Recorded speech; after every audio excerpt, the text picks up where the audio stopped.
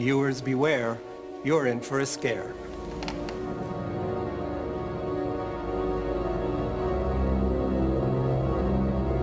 Hello, Wolfpack. Cat's back from beyond the grave. Ready to discuss Bumps once more. We busted the worst, now let's praise the best. While we consider The Haunting Hour a fantastic classic, it can't be denied that R.L. Stine's Goosebumps was just as influential. Many kids got into horror thanks to his iconic book saga, which is still currently growing by today. And like many popular IPs, even Goosebumps got a big series which everyone loved. The TV show proved to be even better than the book saga it spawned from, by bringing many beloved spooky stories onto the big screen. While it was by no means on par with The X-Files, or even Power Rangers, it's a modest hit, fueled by wicked monsters, fun storytelling, creative premises, solid slice-of-life morals, and naturally grim nightmares which traumatized numerous childhoods.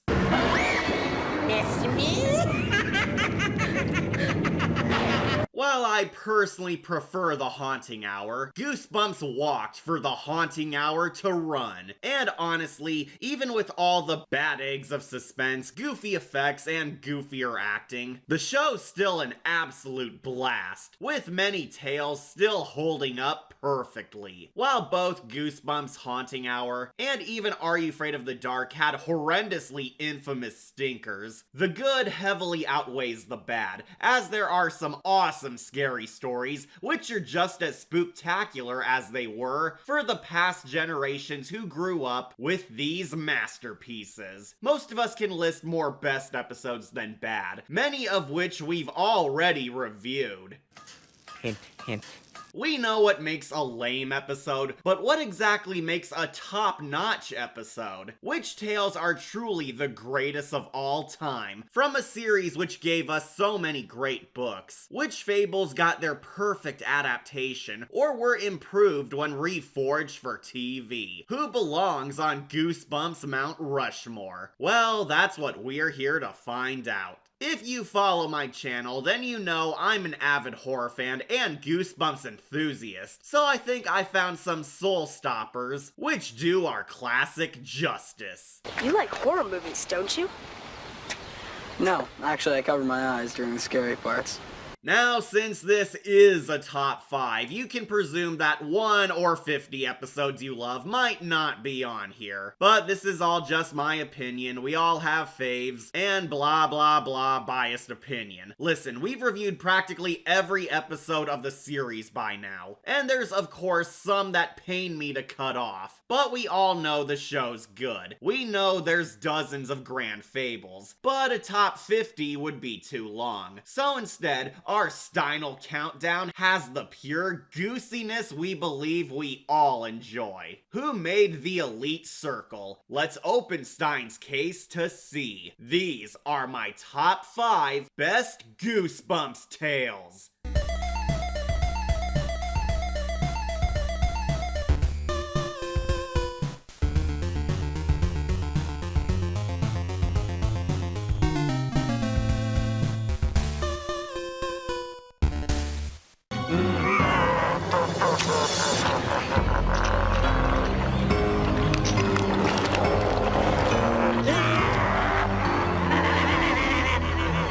Wow, nice suit. Zip it, Stanley! Starting us out on a basic, if sweet treat. The Girl Who Cried Monster is a quintessential Goosebumps fable, as it features all of R.L. Stine's typical trademarks in one gripping, suspenseful frightmare. As you can safely guess, in this plot, we get a dark, modernized version of The Boy Who Cried Wolf, but with monsters. We follow a troublemaking prankster named Lucy Dark, who's an infamously well-known liar who stirs up mischief all the time. Until one day, Lucy discovers that her town's creepy librarian, Mr. Mortman, is secretly a monster. Dun dun dun! leading to Lucy desperately trying to tell the truth and expose the villain. But of course, nobody believes her. Oh, I just know something bad is going to happen, or my name is Archibald. And it's not. While the useless adults and nobody believes you cliches are usually trite, this one's clearly a better take on them, as the tale serves as a life lesson on why lying is bad. And stranger danger, since Lucy's sorta suffering some comeuppance thanks to her past history as a trickster, causing nobody to help when real trouble happens upon her, being a pretty subtle cautionary tale towards kids, as it warns them to essentially not be a dick, or lie all the time, since Lucy landed herself in this hot mess and can't weasel out of this one so easily. However, it's obvious that the story's held up greatly by the monster, Mr. Mortman. Keep running, little one. I love fast The creepy librarian's far deadlier and visceral than his book counterpart, thanks to the show's high quality. The costumes and special effects are marvelous, as Insect Mortman's brought wonderfully to life, to a disgusting degree. His sick physical form's truly horrifying. The scenes of him devouring bugs are mega gross. And the actor portraying our monster is scary even when out of the makeup. Expect nothing but the best from the dude who played Visser 3.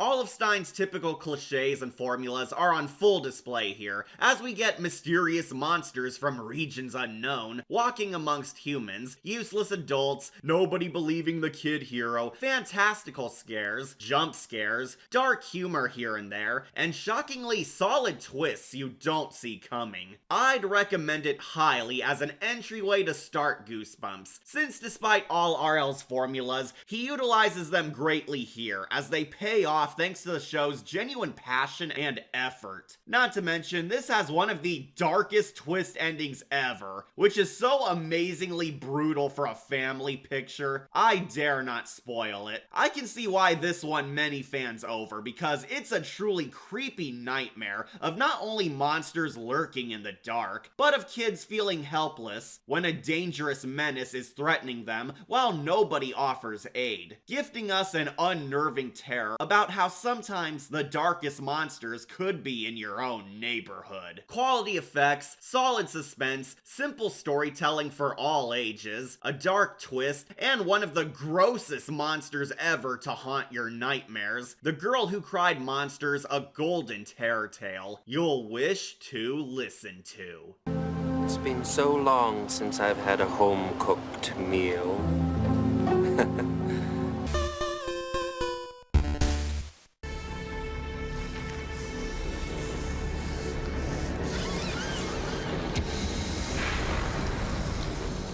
Yeah, I'm surprised it crawled this high too. While understandably a tad crazier and absurd compared to most Goosebumps fables, Awesome Ants was a lot better than I recalled. As per norm, R.L. Stine's got a talent for creature features, with this one being the good version of Go Eat Worms. A boy named Dave gains a newfound admiration of ants, leading to him dedicating his school science project around them, where he purchases an awesome ant farm to conduct research. Unfortunately, the kid ignores following the rules and overfeeds them, with his carelessness causing his extreme science ants to grow kaiju size, where it becomes a good old-fashioned giant monster tale of our hero surviving his big problem. And that's pretty much the gist of it. Giant bugs on a killing spree. High anticipation. I totally get if some dislike this episode because it's pretty outlandish and very goofy, but I simply find it so much fun. Even the zany exterminator Mr. Lance gets a few chuckles due to his over-the-top antics. Speed is the best defense against the crawling menace. The plot's very basic. Classic science run amok, but through a kid's eyes. Though what makes it incredible are easily the giant ants. These massive buggers are some of the coolest and sickest monsters of the series. The kaiju bugs look so gruesome, are a ferocious danger upon the world, have killer models and animatronic puppetry, and their rampage is so entertaining that they match Inferno's level.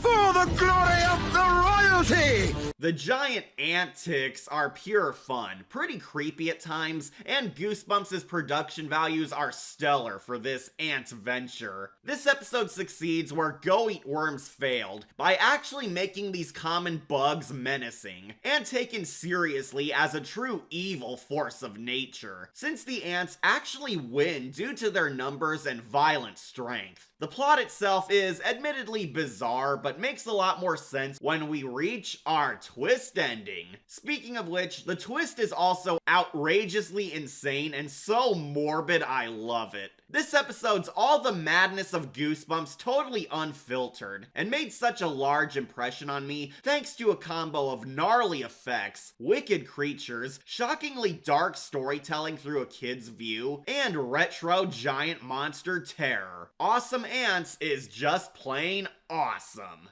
You're thinking if things had been maybe just a little bit different, we'd be the dominant species instead of them. For the glory of the colony! They call it the House of No Return. Now we reach Scarred for Life nightmares. The House of No Return is a solid classic haunted house story, and honestly what I consider one of the all-time scariest Goosebumps tales. It's full of skin-crawlingly gothic atmosphere, disturbing darkness, twisted twists, a solid plot, scary cinematography, and the spookiest ghosts to ever haunt your dreams. In this tale, we follow new kid on the block, Chris Wakely, who gets recruited/targeted by a gang of idiot bullies who dub themselves the Danger Club. The bullies like to scare their new recruits with a hazing initiation, putting them into the scary mansion on the block, the infamous House of No Return. He said it! He said it! Their victims are forced to stay inside of this spooky pad for at least 1 hour before being let out, whether as new gang members or running off totally broken from the experience. Chris is their latest victim and forcibly abducted and tossed into the derelict scare zone, where spooky things soon occur, as it becomes blatant that the House of No Return's legend may be true. I love this episode, and all this time later, it's still one of the scariest horror stories this series ever achieved. The abandoned mansion is such a creepy, unholy place, as there's cobwebs everywhere, dark shadows, ambiguous noises off in the distance, and even Cuckoo Clock of Doom cameos. Beware the House of No Return. There's always this eerie feeling that the house is haunted. We constantly gain dread that something is in the house with the characters, catch glimpses of something in the shadows, and the fact that the supernatural characters don't appear until the twist only makes the build-up all the creepier. The house itself has booming personality too, since the set acts as our true star, holding up this fable. All the best spooky stories star cool houses. Dang it, house. He's right. The House of No Return's one of the best settings of the show, precisely because the terror surrounding it is haunting. Despite not appearing until the end, even the ghosts have a warped yet tragic backstory, which tells you enough to get a feel for them. The couple were so sad. They slowly went mad. Days, weeks, months went by, and the couple never came outside. One day the police came. They entered the house. The couple were dead.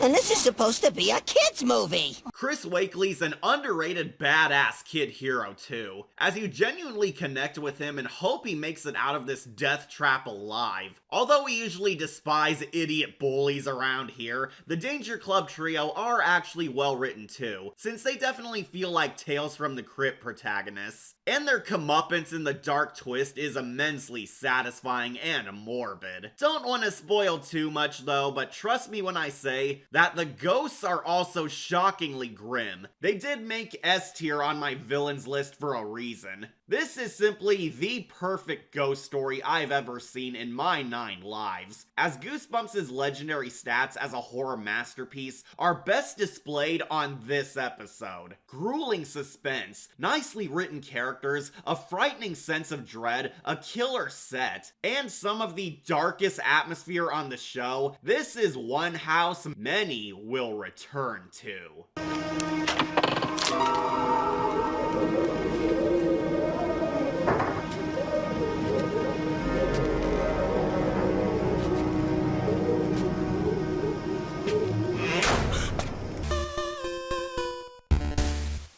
Gentlemen, welcome to the perfect school.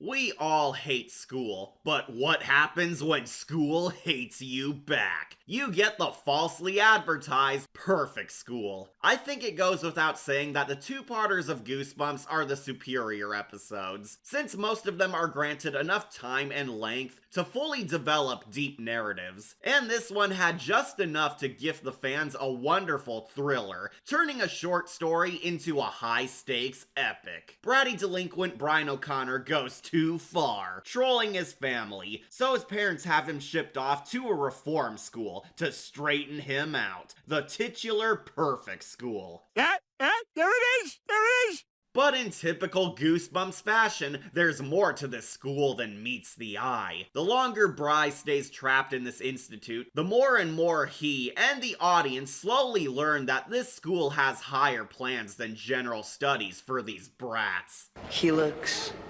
perfect. What do you think he was like when he got here? The perfect school is actually a prison, controlled by a secret society who despises children, with them forcing the kids to get remade perfect, using extreme measures. Where the entire plot's basically Brian trying to break out of this joint, whilst also uncovering the secrets behind his class. The Perfect School is a different kind of horror, aiming for a more sci-fi mystery rather than our usual Monsters of the Week entries, which does a grand job showing how Goosebumps can expand into thought-provoking concepts. The school itself is a very unwelcoming setting, where thanks to some claustrophobic vibes and eerie shots of the building, makes you feel as trapped as the kid prisoners do. The entire plot is kept vague and ambiguous, as it's made loud and clear that the personnel running the school do not treat the kids well, but we get several hints and foreshadowing clues that there's a darker scheme being built up to. Most of the scary elements come from how sinister the Perfect Guardians act, the bizarre tests performed on the kids, the prison-ish atmosphere, and especially the headmaster's supervillain persona. Feels like the plot's a what if R.L. Stine wrote Tower Prep.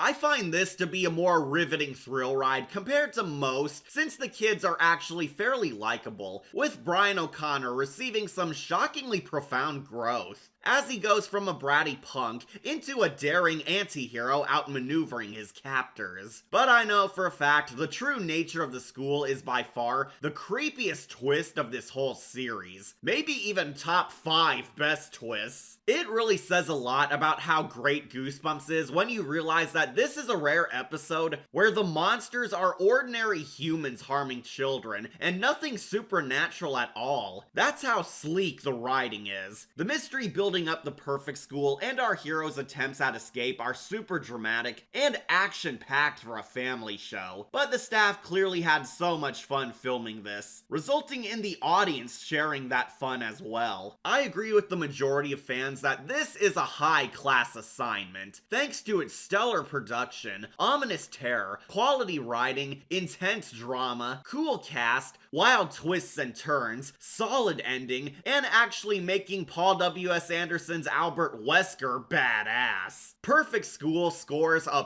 perfect A+. Whoever it is may already be gone, sir.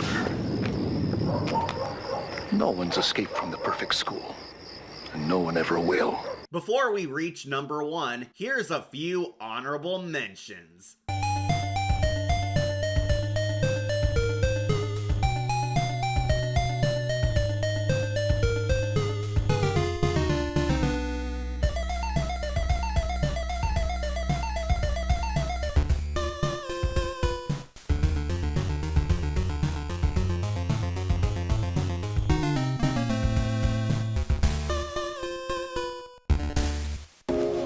Bye-bye, Curly Beth.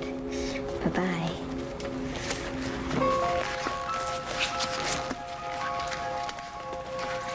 Was there ever any doubt? Of course, this is the best Goosebumps tale ever. The Haunted Mask isn't merely a fan fave, it's considered R.L. Stine's favorite Goosebumps work. The mask's iconic, the terror's cranked up over 9,000. Carly Beth is one of the greatest horror heroes ever. The writing's super deep, the scares are ghoulish, and to top it all off, it's a Halloween special! Woo! Carly Beth's a socially awkward, shy, scaredy cat who's afraid of everything, and I mean everything. Poor Carly's constantly picked on by 2 idiot bullies, severely lacks self-esteem, is not treated with much respect, doesn't like how weak she is, and is even deathly afraid of her own shadow. But one day, she snaps and desires some vengeance, where she naturally shops at the new, mysterious Halloween store, which wasn't there yesterday, only to buy the ultimate scary costume for Hallows Eve, a haunted mask. Oh, that's why they call it that. Our hero instantly steals the mask for her payback, because stealing makes you stronger, only for her to get more than what she bargained for once she grows too attached to her cowl. In a truly unnerving body horror twist, the mask is haunted. I cannot remove that mask. Why not? Because it is not a mask.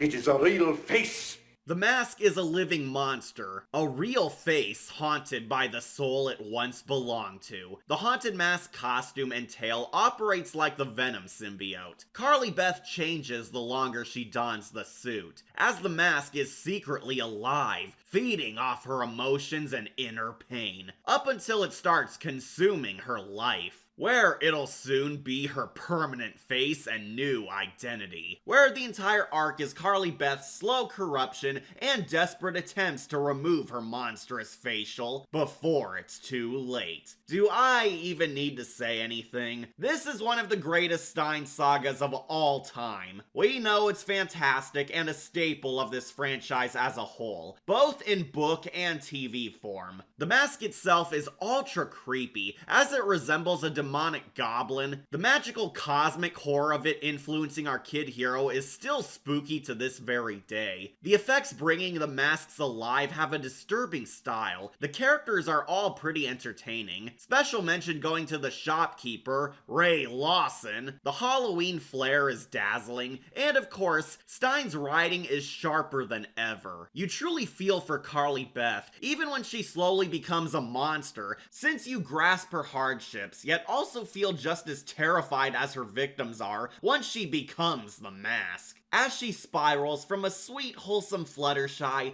into the girl Green Goblin. This is my night. Halloween is my night. It's the one night I get to have fun.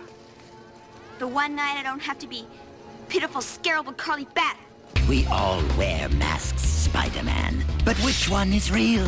The one that hides your face, or the one that is your face? And And if you're just in this for the scares, don't worry, this tale's got some vivid frights. The haunted mask creature doesn't have a flawless merger with Carly Beth like a symbiote. Her goblin suit's in fact slowly morphing her body, altering her voice, hurting her, driving her insane, and even merging with her skin. It's quite gruesome and super effective. There's no line. There's no line here.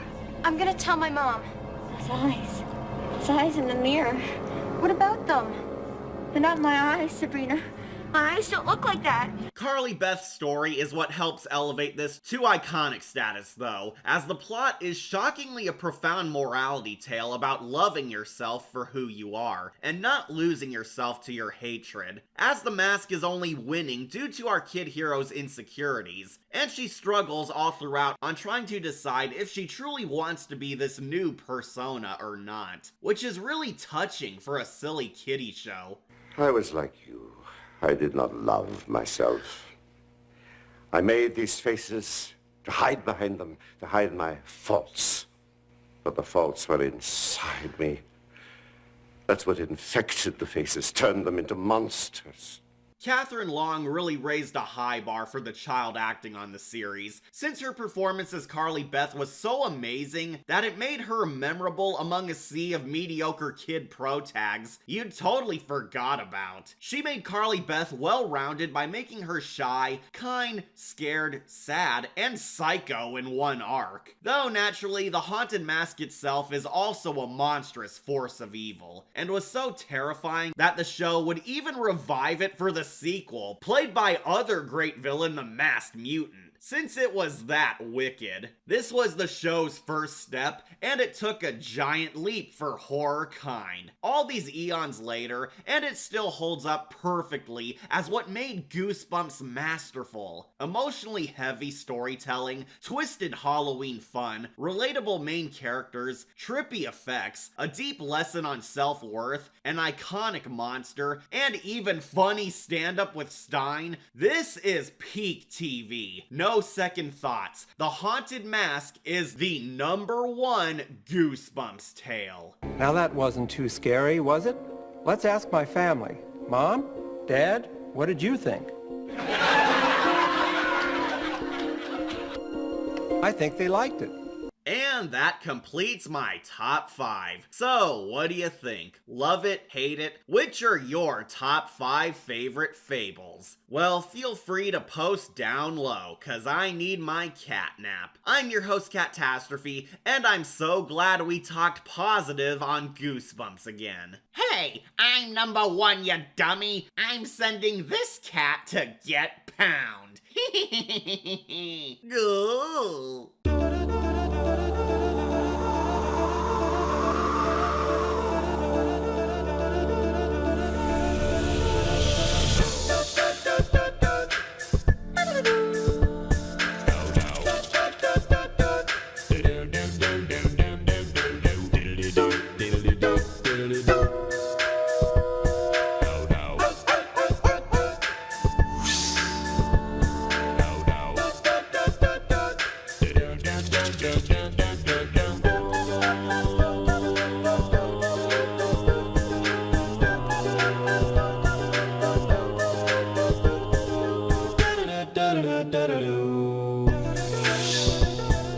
Goosebumps.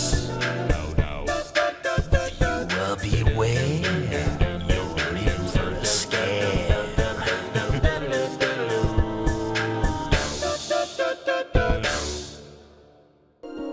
I think they liked it.